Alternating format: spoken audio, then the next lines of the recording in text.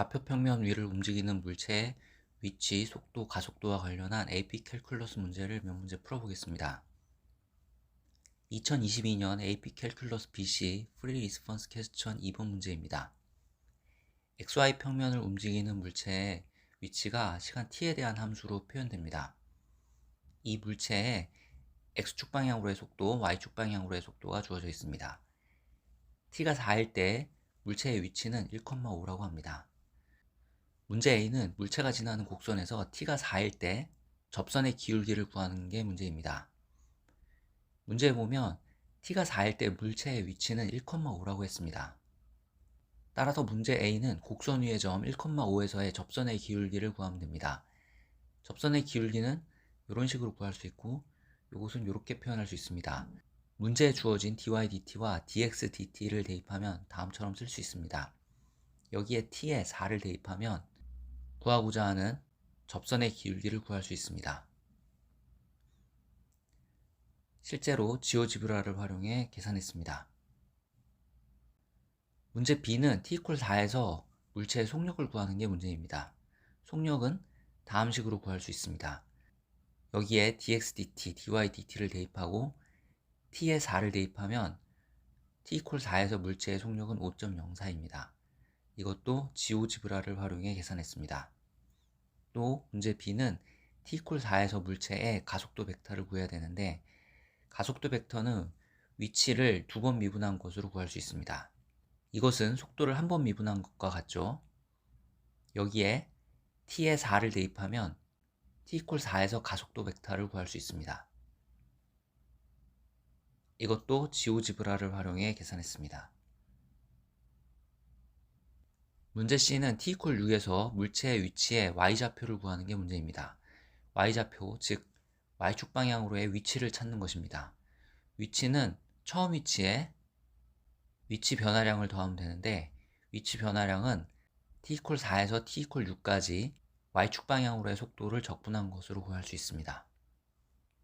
이것을 계산하면 t=6일 때 물체의 y좌표는 11.57임을 알 수 있습니다. 이것도 지오지브라를 활용해 계산했습니다. 문제 D는 물체가 t=4에서 t=6까지 이동한 총 거리를 구하는 건데 총 거리는 다음의 식으로 계산할 수 있습니다. dx dt, dy dt에 주어진 식을 대입하고 적분 구간은 4에서부터 6까지입니다. 이것을 계산하면 물체가 이동한 총 거리는 12.14입니다. 이것도 지오지브라를 활용해 계산했습니다.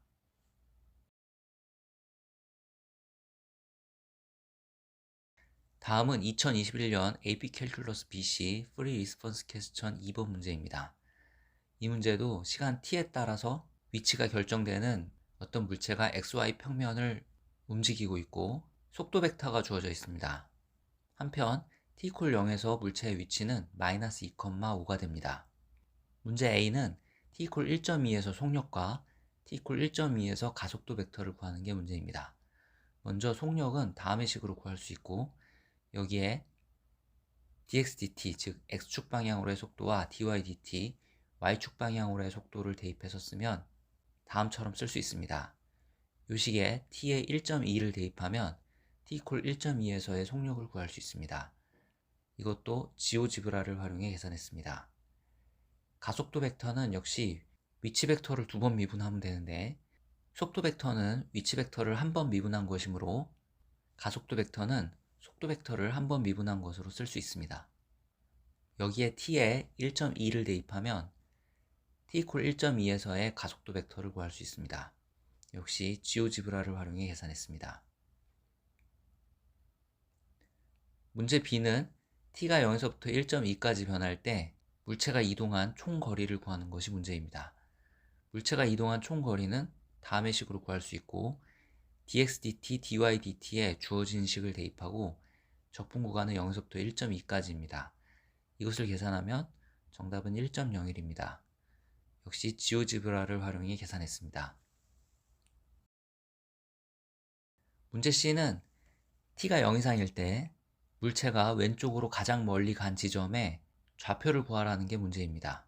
한편 t가 0 이상일 때 물체가 오른쪽으로 가장 멀리 간 지점은 존재하지 않음을 설명하는 것도 문제 C입니다. 문제 C에서 왼쪽, 오른쪽으로 이동하는 것을 이야기하고 있으므로 X축 방향의 속도를 관찰합니다.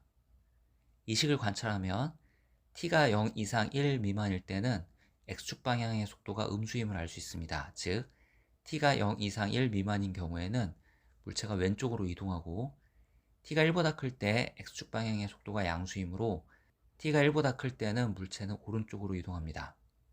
즉, 물체의 X축 방향으로의 운동을 상상해보면 t가 0에서부터 1 사이에서는 왼쪽으로 이동하다가 t = 1에서는 멈추고 t가 1보다 큰 경우에는 오른쪽 방향으로 이동하는 것을 알 수 있습니다.